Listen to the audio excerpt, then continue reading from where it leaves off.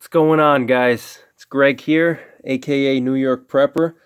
I wanted to do a video on how to use a ferro rod or fire steel. Okay, there's a lot of people out there that don't know how to use a ferro rod or a fire steel properly. I've seen a lot of people struggling to use them, and they're actually quite easy to use and easy to learn how to use. And once you learn how to use them, you'll never go back to lighters or anything else. In my opinion, a ferro rod or fire steel is the best fire starting combustion device or ignition source to start a fire. Okay, I think it's better than a lighter. All right, because lighters can fail. All right.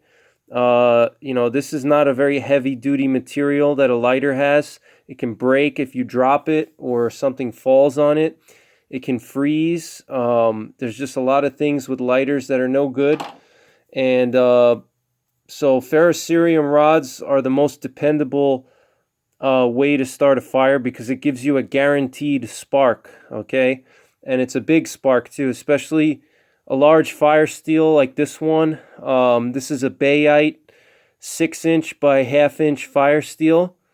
And you can get smaller fire steels, but I like to go big just because in a real survival situation, or if I'm really in the woods, I want to have a nice big shower of sparks. All right, so this way I get a good ignition on my tinder source. And a ferrocerium rod or fire steel or ferro rod is another way to call it. It's basically a special type of metal that ignites. There's a mixture of magnesium and different types of metals in here.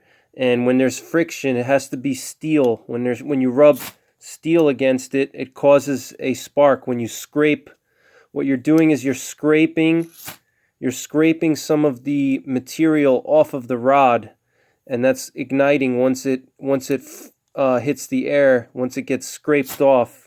Okay, it's friction. It's a type of friction reaction between your striker, which is this little thing here, or you could use the back of your knife. But this is actually better than the back of a knife because these strikers are cheap to buy.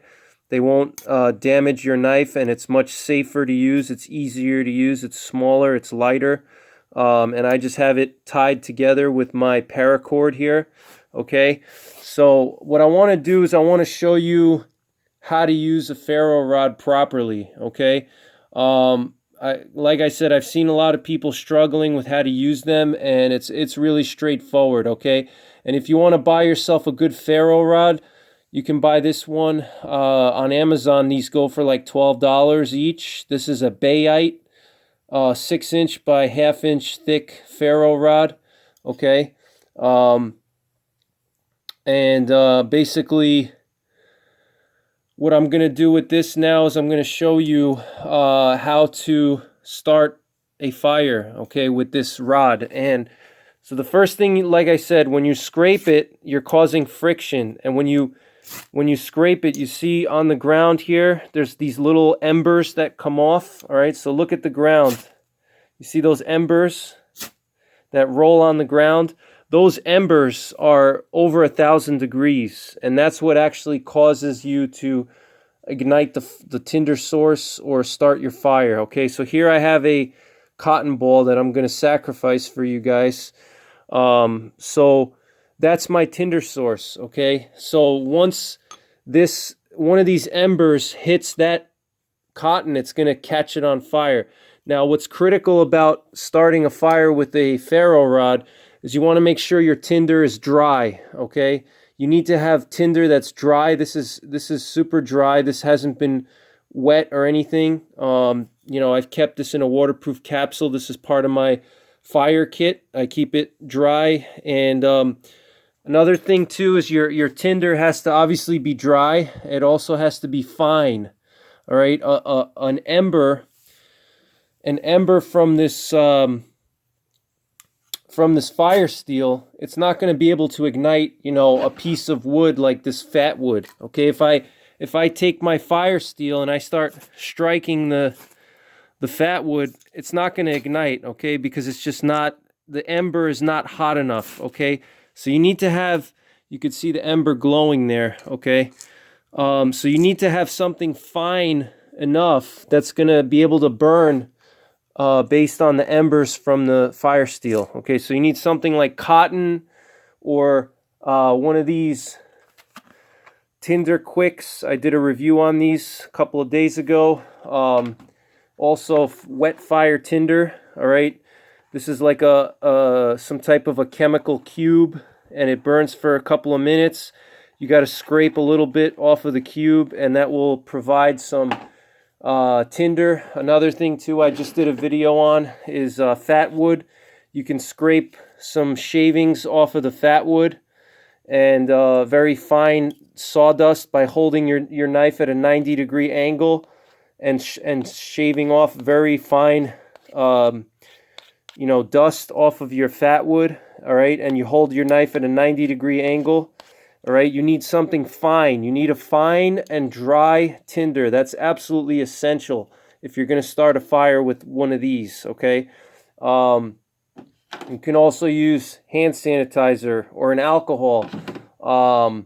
Even if you find a dry stick, okay, and you can take that stick and you can shave off some dry wood, some sawdust, you want it to be like a sawdust consistency. The finer, the better, okay? The more airspace is important too. You want to have airspace, all right? Fires work based on airspace, all right? You need to have three things for a fire to start. You need heat, you need oxygen, and you need fuel, okay? That's the fire triangle. The fire triangle, if you look at my hands, the fire triangle has three legs, okay? One leg, which is represented here, is the heat, okay? The other leg is the oxygen, and the other leg is the fuel, all right? You need to have all three for there to be fire, and oxygen is critical, okay? A fire needs oxygen. It's a chemical reaction. So what I like to do is when I get one of these cotton balls, I spread them out with my hands, and it'll actually burn better, hotter, and longer, okay? You spread it out like this. You work it with your fingers and spread it out nicely so there's more airspace in between the cotton, okay? It also makes it easier to strike with the ferro rod. It's a larger target, all right? Same thing with if you're going to use a piece of wood and you want to scrape some sawdust off, you want to make sure, like I said, you hold your knife at a 90-degree angle when you're scraping, all right? 90 degrees meaning if this is my knife here, you're holding the knife like this and you're scraping just like that. And when you scrape like that, it gives you a very fine sawdust, all right, which is much better than if you try to scrape off, you get larger shavings and those shavings won't catch a spark. So I'll show you, so keep that in mind, guys, all right? No matter how good your ferro rod is and how good your skills are with the ferro rod, you need to have the right kind of tinder. It has to be dry. It has to be fine, okay? You need a fine tinder source, all right? Like I said, you're not going to be able to, catch a stick on fire or large pieces of tinder, okay? Aluminum shavings is another good piece of tinder, okay? Aluminum shavings, all right? So without further ado, I'm going to show you the technique that I use that's the best technique, all right? So keeping in mind, let me move this out of the way, the cotton ball. Keeping in mind when you're scraping, you can see on the ground the little embers, all right? You see those embers? So what we want to do is when we scrape, all right, we want to scrape it so that when we're scraping, the embers are landing on top of our tinder source, okay? Just like you see here. I'm just going to adjust the camera a little more. All right, so we want those embers to land on the cotton ball or whatever your tinder source is. Now, the preferred method for using a ferro rod is not to scrape it like that, okay? That's what you would want to do. That's what your natural inclination is to do, right? You want to hold the rod and scrape down like that, all right? The problem with doing that is if you have a tinder source that's a little bit wet or difficult to start, or if you have a very intricate bundle of tinder, which is called a tinder bundle, what you're going to do is when you're doing this, all right, when you're striking like that and you're going down, when you're going along like this, you're going to slam, the striker is going to slam into your tinder bundle, okay? So I'll just give you an example. Let's say this is my tinder bundle, okay? And I'm striking, right? If I'm doing it with this method, you see how I'm knocking my tinder bundle is getting hit, okay? Now, this is just a cotton ball, so it's not a big deal, but if I had like a very intricate tinder bundle here with all kinds of different things in there, I could really mess up my tinder bundle, okay? All right, and so when you're doing that, you know, when I'm scraping like this, it's going to knock my striker or my knife, whatever you're using to scrape your ferro rod. Whenever I scrape it, I'm slamming my thing into it, okay? And so that's why the natural inclination to start it like this is not recommended, okay? Because you see, once I clear the rod, I have to go somewhere with this striker plate once I scrape off. And that's where you can knock your tinder bundle over, and it can get very frustrating, okay? So what you want to do is you actually want to pull back, all right? So you hold your striker here close to, let's say this is my tinder bundle. I'm just going to zoom in a little so you guys can see a little bit better. Stand by. All right, so let's say this is my tinder bundle. You want to hold your striker, or if it's your knife, you hold your knife over here as close as possible, okay? And what you're going to do is you're going to pull back. You're going to keep your striker hand is going to stay in one position, and you're just going to pull back with your ferro rod. You're going to pull back like this. All right? You see what I'm doing? I'm pulling back. This hand is not moving. I'm not scraping off like this. Okay? What I'm doing is I'm holding this hand steady. I'm actually bracing it against the ground right now, and I'm putting pressure with my left hand, my ferro rod hand. I'm putting pressure on the striker, and I'm pulling back like this, okay? Pulling back, just like so, okay? All right, and now let me explain to you why this is a better method, okay? You see on the striker how dirty it is here? You see that? It's better because what I'm doing is I'm focusing all the spark is being focused by this striker, or whether if it's a knife, same thing. You want to use the back of your knife, not the blade of your knife, all right? Because you're going to dull your blade. And that's another reason why I don't like to use knives to start fires. They're not as good, and it damages the knife, okay? Because it's the friction with the steel against this metal. It's going to wear the knife steel. So just get yourself a couple of these strikers. They're super cheap, and keep like 4 or 5 of them in your bug out bag or your survival kit. All right. So this, when you strike like this, the problem is you're not focusing the sparks into one area.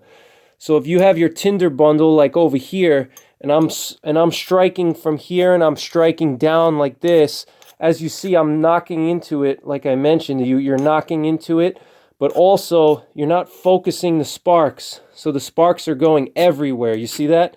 There's no control. The sparks are just going all over the place, wherever they land, all right? And what you want to do is you want to have some, you want to concentrate your sparks and your embers into a small area, okay? And so when you hold it like this, like I mentioned, where you keep your striker hand in one spot and then you pull back, as you can see, all the sparks are concentrated into this little area here, okay? So I'll demonstrate again, all right? You see how it's all being concentrated right where my striker is, right underneath? And you could see how all the smoke that condenses onto the striker plate here, okay? And if I do it this way, you could see it doesn't concentrate it into one area. All right, and also you're going to knock your tinder bundle, like I mentioned. So what you want to do is all right, so let's do a live demonstration. So here's my tinder bundle. I'm going to hold my striker this way, and I'm going to pull back on the fire steel, okay? Just like so, and we're going to start it in one try. See that? See how much easier that is, guys? So, just wanted to show you this. I think it's an absolutely critical thing that a lot of people don't know about. And I know that, you know, survival's becoming the popular thing now because of all the survival YouTube channels and stuff. But look at how good that cotton ball burns, you know. Burns pretty hot. Cotton balls are one of the best things you can get for tinder. But yeah, there's a lot of people on YouTube getting into survival now, so I thought I would just do this, you know, very simple video on how to use a ferro rod fire steel. And that's nice and warm, actually. Feels good. So, you know, that's how you do it, guys. Okay, and remember, you want to have a fine tinder and a dry tinder. All right, the finer and the drier the tinder, the better off you're going to be. Okay, so keep that in mind. And I hope you enjoyed the video. Take care. God bless. And don't forget the 3 Ps. Prepare, practice, and persevere.